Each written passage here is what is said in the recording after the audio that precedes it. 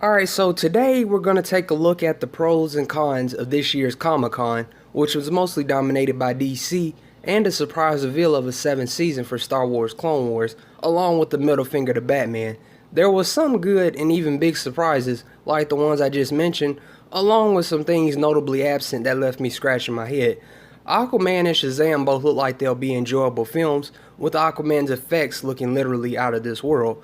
I felt that Mera's hair could have looked better, but other than that, the trailer really sold me on the film. The mouth-watering part of the trailer came in the form of Black Manta's costume and design, and to me, it was the highlight of the trailer. What I liked about the Shazam trailer is that it had some things I liked about Shazam Volume 1 of the New 52, and it also paid homage to several DC films and characters before it, most notably Watchmen, Batman v Superman, and Man of Steel. The film looks like it's going to be a good time, and I have a lot of faith in both James Wan and director David Sandberg. One of these gentlemen gave us a billion-dollar film about race cars, while the other gave us all a scare with last year's Annabelle creation. Shazam looks to be the go-to for those who complain about the darkness of DC films, while Aquaman looks to be the same, as well as being an underwater epic. I am also intrigued to see how Young Justice Outsiders would turn out, and how the DC streaming service would do as well. I would have liked to have seen the DCEU films, as well as Watchmen and perhaps even some Vertigo titles like V for Vendetta be part of the service, but maybe they'll appear on the service at a later time. I guess for them, the focus is getting out as much original content as possible, as well as bringing in some other memorable series of the past as well. Since 2016, there have been multiple spin-off announcements and DC-centered movies rumored to be in development, so much to the point that I sometimes forget exactly how many there are. Had things been as they were originally scheduled, we would have gotten a Batman and a Flash movie this year, along with Aquaman. These plans sadly changed, and the only confirmed films with the release date are Aquaman, Shazam, Wonder Woman 84, and Joker, which will star Joaquin Phoenix.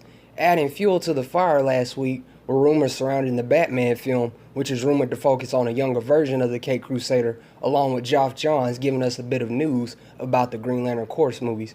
I guess with both Batman and Green Lantern Corps, at this point all we can say is they're coming. Joe Manganiello also gave somewhat of an update on the apparent Deathstroke film, and apparently it too is still a thing. With Nightwing, Batgirl, Birds of Prey, Justice League Dark, New Gods, Black Adam, and quite a few more being rumored to be in development, it's easy to see why some were expecting or hoping that we get some casting details or potential release dates, or at the very least, some director information. Because the media and the internet have been all but kind to the DCEU for the most part, and with rumors running wild, I can agree to some degree that it would have been nice to see some more concrete info regarding these rumors, or maybe even a Man of Steel 2 announcement.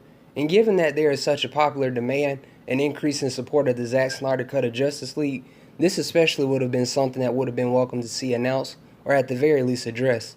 At any rate, what was shown aside from a divisive Titans trailer did look promising, but we have to wonder what comes next year for the DCEU. We've already seen footage for Wonder Woman 84, and the trailers for the next two films have been released as well. Given that Walter Hamada is now seemingly the overseer, now that Kevin What's-His-Name is gone, you have to hope that he steers the ship in the right direction. Because until we know what's official, as opposed to what's being rumored, these rumors will continue to come about. Chris McKay's Nightwing and Matt Reeves' Batman is something I'd love to see, along with the film for Cyborg as well.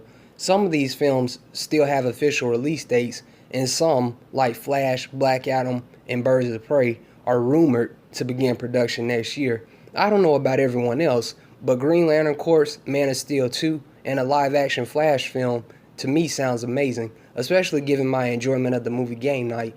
At any rate, my biggest hope is that WB doesn't neglect its core DCEU fanbase and doesn't veer so far off that they forget the things that made this universe have fans in the first place.